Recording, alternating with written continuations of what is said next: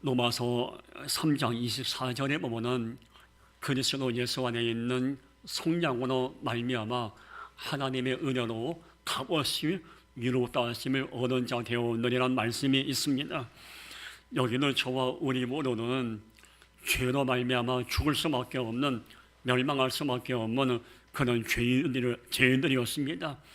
그러나 하나님께서는 죄에 매여 있는 우리를 살리고 구원하시기 위해서 예수님을 이 땅에 보내셨고, 그 아들 예수님을 십자가에서 피 흘리게 하시고, 십자가에서 피 흘리신 예수 그리스도를 믿고 영접하고 고백하는 자는 구원을 받고 죄사함을 받고 하나님의 자녀가 되는 이런 은혜를 우리 하나님 아버지는 우리에게 베풀어 주셨습니다. 로마서 3장 24절에 하나님의 은혜로 값없이 위롭다 하심을 얻은 자 되었느라, 우리는 하나님의 은혜로 아무 값없이, 하나님은 조건을 걸고 뭔가 대가를 바라고 아들 예수님을 이 땅에 보내서 피 흘리게 하시고 죽게 아니하시고 아무 값없이 뭔가 조건을 걸지 않고 우리를 살려주신 겁니다. 우리는 이와 같이 하나님께 값없는 사랑, 조건 없는 사랑, 대가를 바라지 않는 그런 사랑을 하나님께 받은 것입니다. 우리 하나님은 우리 아버지고 우리는 그분의 자녀들입니다. 부모는 자녀를 위해서 모든 것을 값없이 조건을 걸지 않고 가장 최고의 것을 자녀들에게 다 내어놓습니다. 주고 또 주고 싶은 것이 우리 부모의 마음 아니겠습니까? 하나님 아버지의 마음도 마찬가지예요. 죄에 매여 있는 우리, 인생의 무거운 짐에 매여 있는 우리를 구원하시고 살리기 위해서 아무 조건을 달지 않고 아들 예수를 보내시고 피 흘리게 하신 거예요. 여러분 어떻습니까?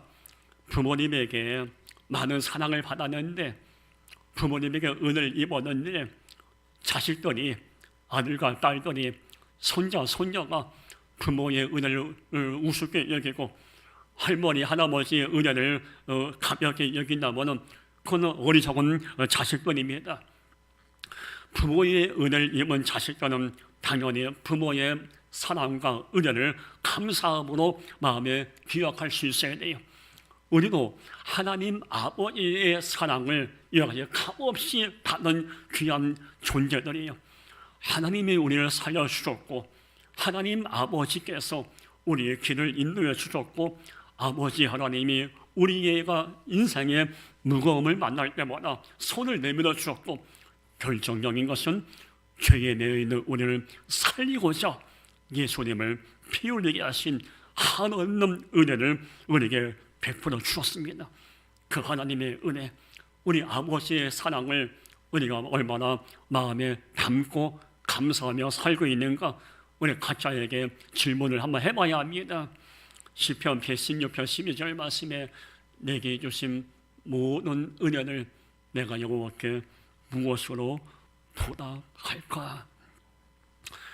우리가 진정 하나님의 은혜로 이 자리에 오게 되었다면 아버지 하나님의 사랑 때문에 고난을 이겨내고, 물론 지금도 여전히 우리 인생 가운데 많은 어려움은 있지만 하나님의 은혜로 우리가 또 달려갈 거기 때문에 그 은혜를 우리가 마음에 담고 어찌하면 보답하고 어떻게 하면 하나님의 사랑을 마음에 기억할까, 이것이 우리의 기도 제목이 되어야 합니다. 오늘 본문에 보면은 아버지의 사랑을 우습게 여기고 아버지에게 많은 은혜를 입었지만 오히려 아버지의 마음을 아프게 하는 탕자 둘째 아들의 모습이 기록되어 있습니다. 주일학생들로 잘 알고 있는 내용입니다. 오늘 저는 설교를 준비하면서 이 아버지의 마음을 아프게 하는 둘째 아들, 이 탕자가 누구인가, 저는 바로 저 자신, 저라고 생각합니다. 설교를 하고 있지만은 아버지의 마음을 헤아리지 못하고 아버지의 마음을 아프게 한 이 탕자가 여기는 채무사임을 고백하면서 오늘 함께 말씀을 나누려고 합니다. 너무 잘 알고 있는 내용이죠. 오늘은 이 둘째 아들의 모습을 한번 생각해보고 다음 주에는 아버지의 모습을 한번 생각해 보려고 합니다.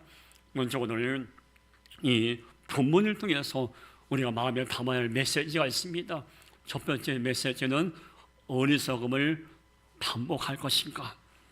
오늘 본문에 기록된 둘째 아들은 어리석음을 끊임없이 반복하면서 아버지의 마음을 아프게 합니다. 오늘 누가복음 15장 12절 보면은 그 둘째가 아버지에게 말하되 아버지의 재산 중에서 내게 돌아올 분깃을 내게 주소서.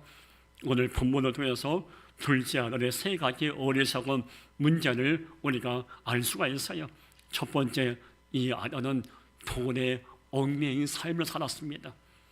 그리고 이 아들은 두 번째, 기다리지 못했어요. 인내하지 못했어요. 그리고 세 번째, 이 오늘 성경에 기록되어 있는 자식은 아버지의 마음을 헤아리지 못한 겁니다.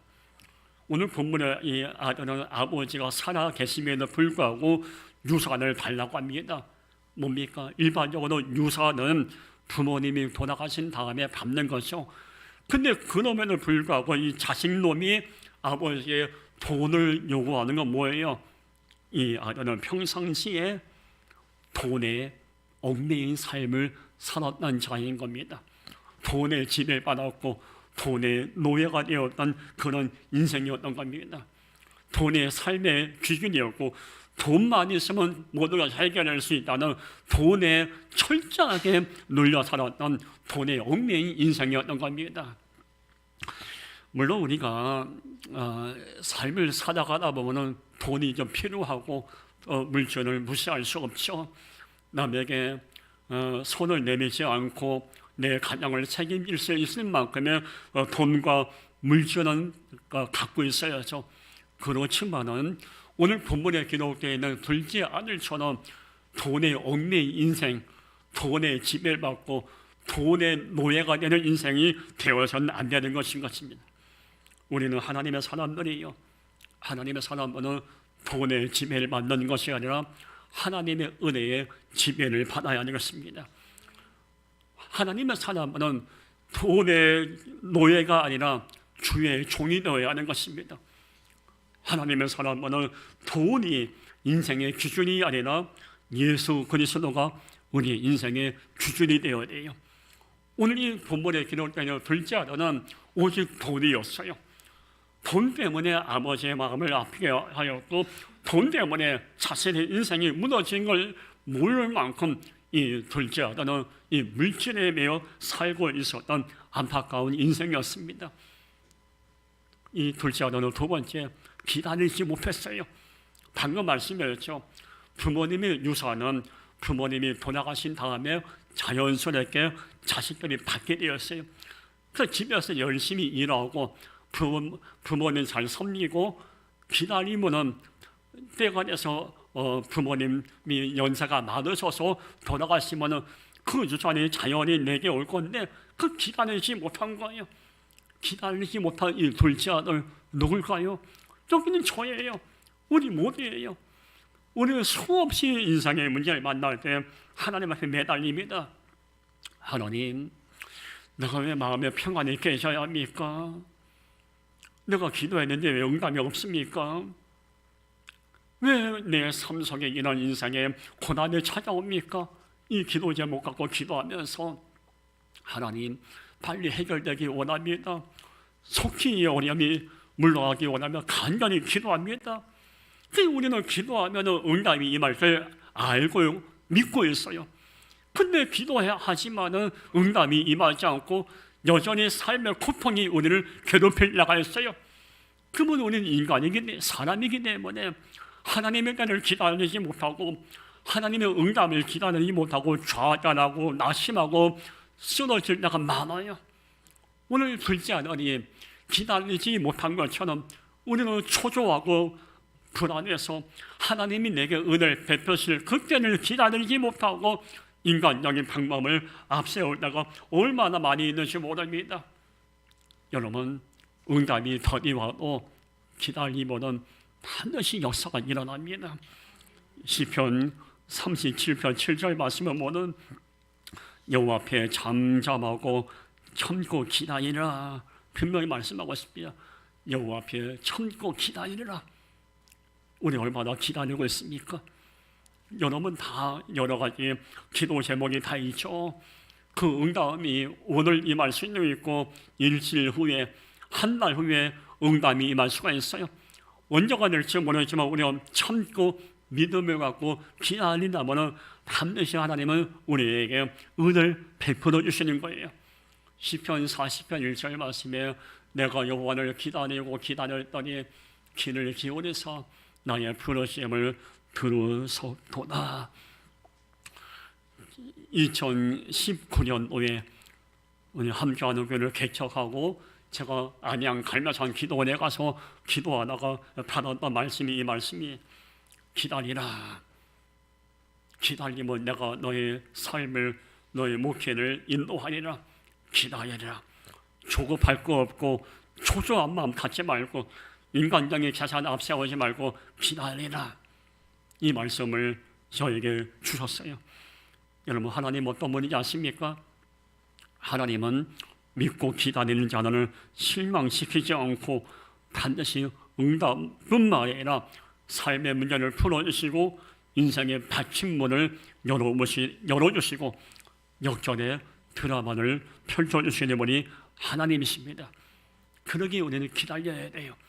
하나님 내가 손을 내리실 때를 기다리고 하나님이 지금의 내 눈물을 거두실 나를 기다릴 수 있어야 돼요. 하나님이 내 마음의 무거움과 내 마음의 상처를 싸매실 그 날을 기다릴 수 있어야 돼요. 오늘 본문에 기록된 이 둘째 아들은 세 번째 아버지의 마음을 헤아리지 못했어요. 돈에 얽매여 있었고 기다리지 못했고 아버지의 마음을 헤아리지 못했어요. 여러분 만약에 여러분의 자식들이 여러분에 와가지고 크게 소리를 지르면서 손가락을 찔러서 엄마 아빠 돈 내놔, 은행에 있는 돈 다 찾아다가 땅 팔고 눈 팔고 집 팔아서 다 내게 줘.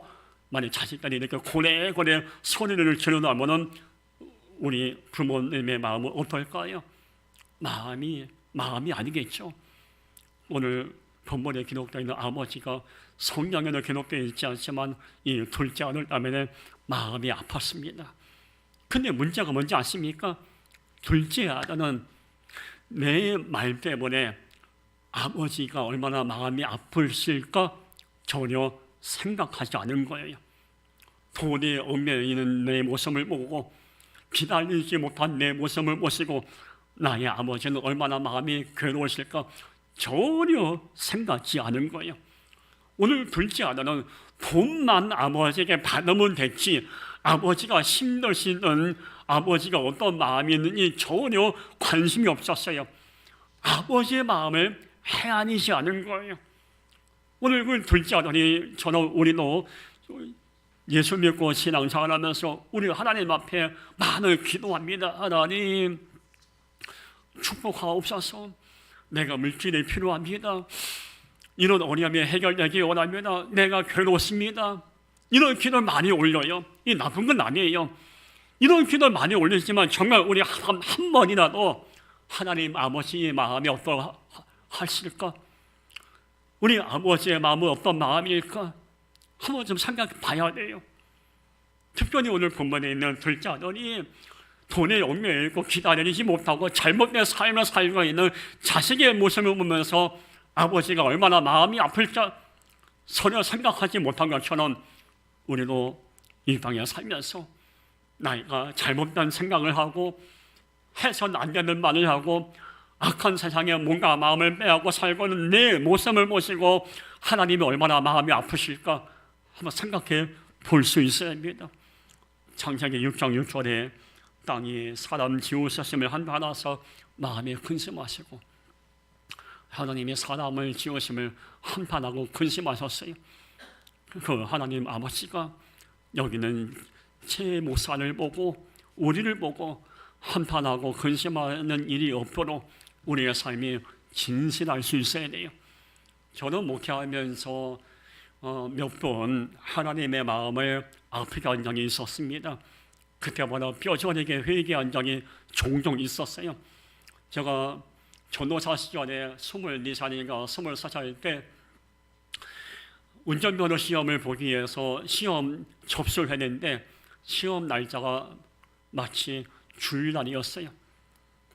저는 전혀 고민도 하지 않고 운전면허 따야 한다는 이유 때문에 주일을 범하고 수원에 있는 시험장에 가서 운전면허 시험을 봤습니다. 열심히 공부했어요. 저 머리 좋은 편이거든요. 암기력도 대단합니다. 교만이 아니라 철저하게 준비해서 가서 시험을 봤는데 100점 만점에 80점만 맞으면 되는데 28점 맞았어요.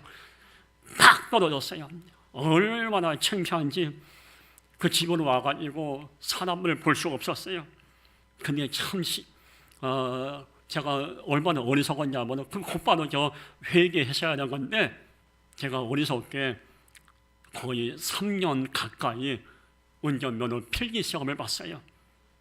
그 달달 외우고 와서 시험 봐도 안 되는 거예요.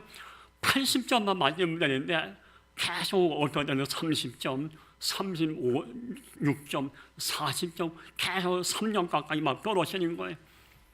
내가 머리가 나쁜 건 아닌데 뒤늦게 3년 만에 제가 깨달았어요. 아, 주인을 범하고 내가 운전면허 따고자 주인을 범한 내 모습, 나의 어리석음을 전 깨닫지 못했던 거예요.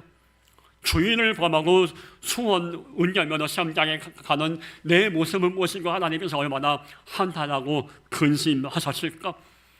전도사가 신학생이 앞으로 목사가 된다는 놈이 주인을 범하고 운전면허를 따다가 하나님 입장에서는 얼마나 안타깝고 얼마나 마음이 답답했을까요? 뒤늦게 깨닫고 부끄러운 고백이지만 3년 만에 철저히 회개했어요.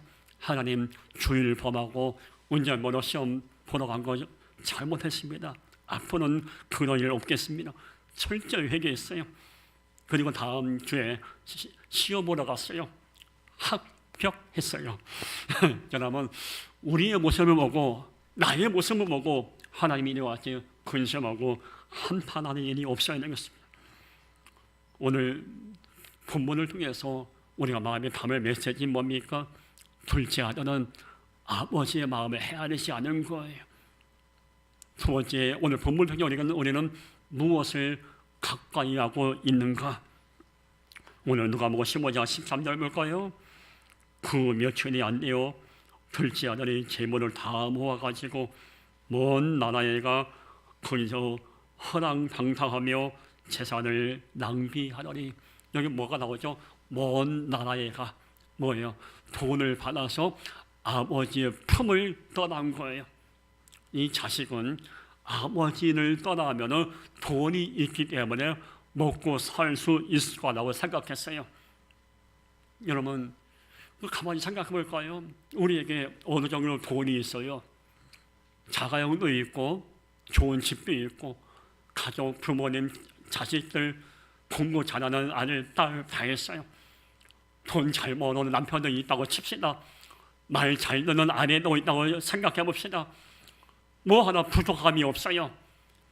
다 조건을 갖춰져 있는데 아버지를 떠나서 그런 인생이, 조건을 갖춰진 인생이 과연 행복할까요? 오늘 둘째 아들은 우리에게 주는 메시지가 있어요. 둘째 아들은 돈이 있기 때문에 아버지가 없어도 나는 살 수 있다는 교만한 죄에 빠져 있는 겁니다. 여러분 아셔야 돼요.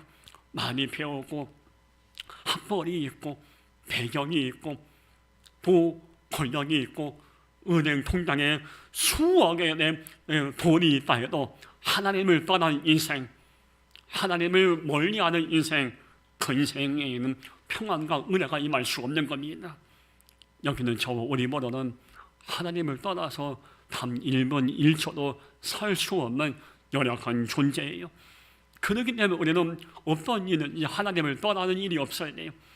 오늘 둘째 아들은 육체적으로 먹고 놀고 육체적인 쾌락을 추구하기 위해서 아버지를 떠난 거예요. 이런 어리석음이 내 안에, 내 모습 가운데 얼마나 많이 있습니까? 아셔야 돼요. 하나님을 떠나면 떠날수록 내 인생은 무너집니다. 그러나 고통과 어려움과 아무리 힘든 삶 속에라도 하나님을 멀리하지 않고 하나님을 가까이 하고 하나님을 찾으면 하나님이 역사하십니다. 야고보서 4장 8절 말씀에 하나님을 가까이 하라. 그리하면 너희를 가까이 하리라. 돈에 얽매여 돈을 가까이 하고 도박을 가까이 하고 또 욕심을 매여서 악한 세상, 이 폐역한 세상을 가까이 하면은 지금은 달콤하고 지금은 기쁠지 모르지만은 내 인생은 서서히 침몰합니다. 그러나 하나님을 가까이 하고 하나님을 찾고 매달리면은 하나님은 우리의 인생 가운데 생각하지 못한 은혜를 베풀고 험한 세상을 이길 수 있는 지혜도 허락해 주십니다. 아모스 5장 6절에 너희는 하나님을 찾아라. 그래야만 살리라. 여러분, 우리 모두 하나님 찾아야 돼요. 하나님을 멀리하고 하나님께 등을 돌리고 내 인생이니까 내가 알아서 하지. 아이까니까 나 돈 좀 있고 자가용이 있고 집도 있는데 뭐 하나님 필요하냐? 하나님 필요 없다. 이런 인생이 아니라 우리는 어떤 상황, 어떤 자리에 있든지 나는 하나님의 은혜가 아니면 살 수 없는 연약한 존재라고 늘 겸손하게 고백할 수 있어야 돼요. 아모스 5장 6절에 너희는 하나님을 찾아라. 그리하면 살리라. 여러분, 하나님을 찾아라는 얘기가 어떤 의미인지 아십니까? 그래서 이 찾아라 이 뜻은 엎드린다는 뜻이 있어요. 무릎을 꿇고 손을 펴가지고 이 얼굴을 땅에 대고 엎드리는 거예요. 이게 찾아라는 뜻이에요. 여러분, 지금 우리는 물론 내 육신이 무릎을 꿇고 손을 들고 얼굴을 땅에 바싹 엎드려 기도할 수 없겠지만 그런 마음으로 하나님 앞에 엎드려야 돼요.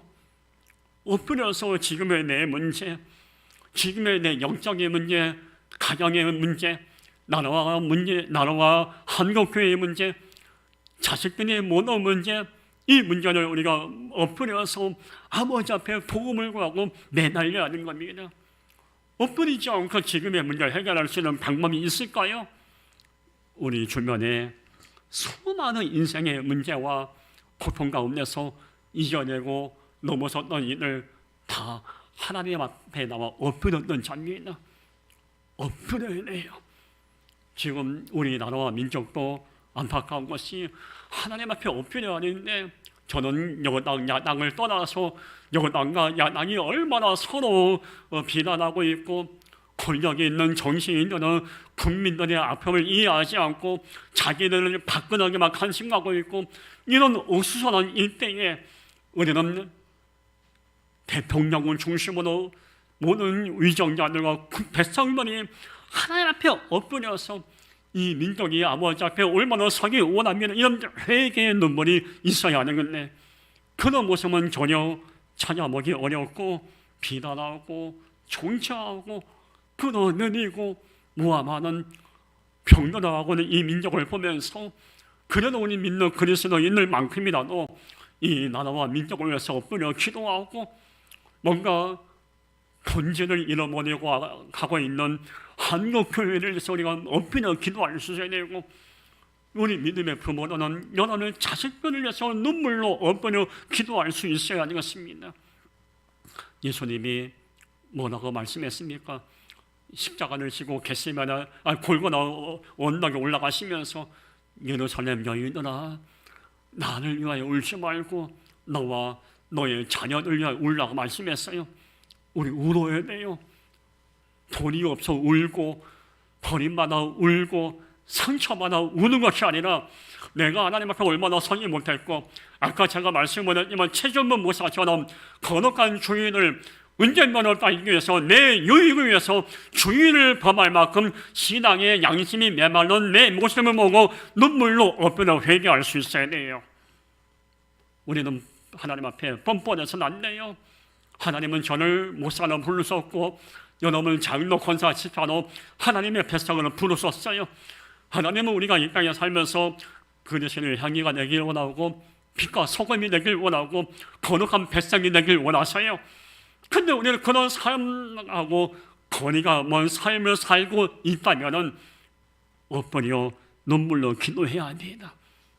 그렇죠. 하나님, 내가 이거밖에 안 됩니다.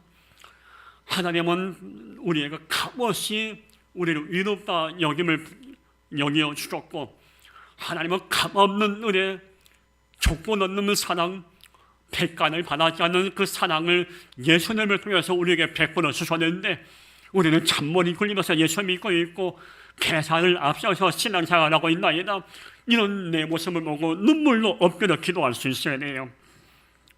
역대하 20장 18절 말씀에 여호사밧이 몸을 굽혀 얼굴을 땅에 대니 온 유다와 예루살렘 주민도 여호와 앞에 엎드려 여호와께 경배하고, 여호사 왕과 이스라엘 백성들은 전쟁을 눈앞에 두고 왕을 중심으로 백성들이 여호와 앞에 엎드렸어요. 여호와 앞에 엎드려 나오죠. 마온, 암몬과 세 나라가 연합군을 만들어서 유다를 치러 왔을 때 여호사 왕은 먼저 사람을 모아놓고 어떻게 할까 회의를 하지 않고 대책을 세우지 않았어요. 여호사 왕은 먼저 성전에 찾아와서 백성들과 함께 여호와 앞에 엎드렸습니다. 하나님, 우리를 살려 주옵소서. 우리를 불쌍히 여겨 주옵소서. 왕과 백성들이 두 손 높이 들고 엎드려서 하나님 앞에 매달린 것입니다. 인생을 살아가다 보면 여호사 왕처럼 유다 백성들처럼 전쟁의 위기, 건강의 위기, 물질의 위기, 영적 위기와 고비를 만날 때가 많습니다. 그때 우리가 해야 할 것은 오직 한 가지예요. 하나님 앞에 엎드려 눈물로 기도하는 거예요. 회개의 기도, 엎드려서 간구의 기도, 내달려 기도하는 거예요. 엎드려서 기도할 때, 하나님, 내가 마음이 아파요. 내 마음이 힘듭니다. 하나님, 너무 괴로워요.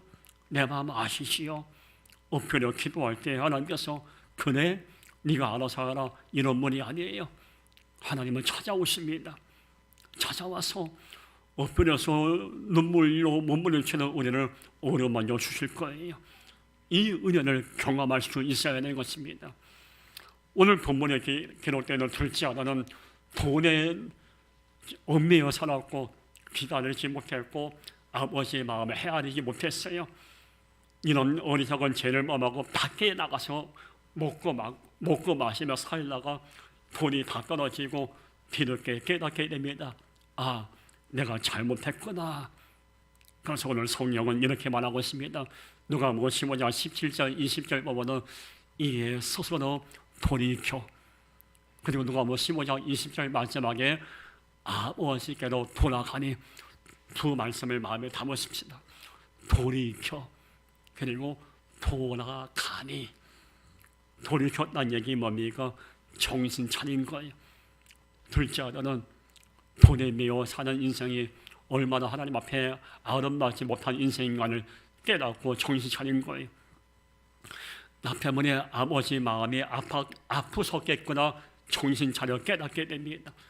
그래서 지금의 이 무질서 삶을 정리하겠다고 돌이키며 결단 내린 거예요. 이 돌이킴의 이 결단이 우리에게도 있어야 돼요. 돌이키다는 얘기는 정신 차린다는 얘기예요. 여기도 저도 정신 차려 아버지 앞에 얼마나 서야 돼요.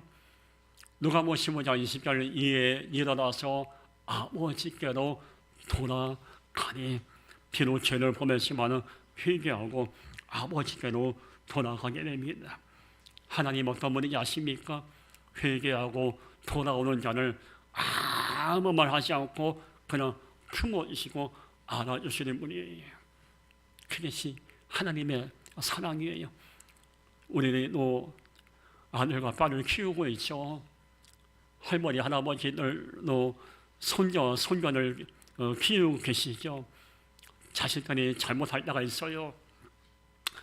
자식들이 실수할 수 있어요. 근데 자식들이 잘못을 깨닫고 회개하고 돌아올 때 부모라면 어떻게 되죠? 아무 말 하지 않고 돌아오는 자식을 안아주고 품어줘요. 이게 부모의 마음이에요. 하나님도 그런 거예요. 아버지가 돌아오는 자를 하나님은 한 번도 책망하지 않고 품어주십니다. 예레미야 15장 19절 성령은 이렇게 말씀합니다. 네가 만일 돌아오면, 성령은 말합니다. 돌아오면 내가 너를 다시 이끌어 내 앞에 세울 것이며라고 분명히 말씀하고 있습니다. 만일 돌아오면 죄를 회개하고 잘못된 생각을 내려놓고 악한 생각을 정리하고 내게로 돌아오면 분명히 말씀, 다시 이끌어 세울 것이며 다시 내가 너희를 알아줄 것이고 다시 너희의 인생을 시작할 수 있도록 도와줄 거라는 이 언약과 이 약속이 이 안에 담겨져 있어요. 어떤 자에게 다시 일어나는 은혜가 임합니까? 아버지께 돌아오는 자예요. 아버지 앞에 돌아와서 두 손 내밀고 잘못했습니다. 다시는 이런 죄를 범하지 않겠습니다. 고백하는 자에게 이런 예레미야 15장 10절의 이 약속이 임하게 되는 겁니다.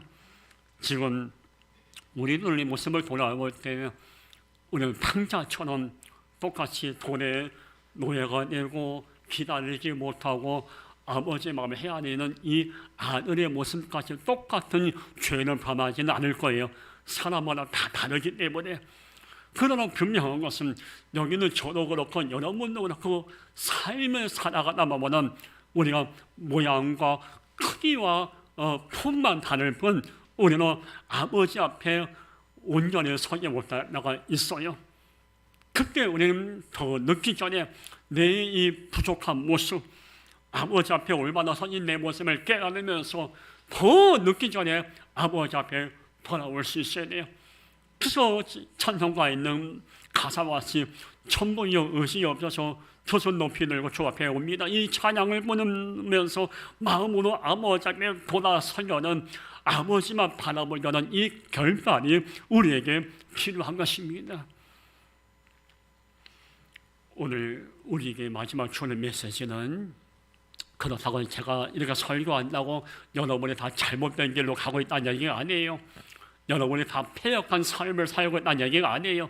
여러분이 다 오늘 본문에 있는 탕자처럼 악한 인생을 살고 있다는 얘기가 아니에요. 오늘 메시지의 핵심은 우리가 삶을 살아가다 보면 이런 둘째 아들과 같은 어리석음을 범할 가능성이 많은데, 그럴 때마다 늦기 전에 아버지 앞에 돌아가야만이 하나님은 은혜를 베풀어 주십니다.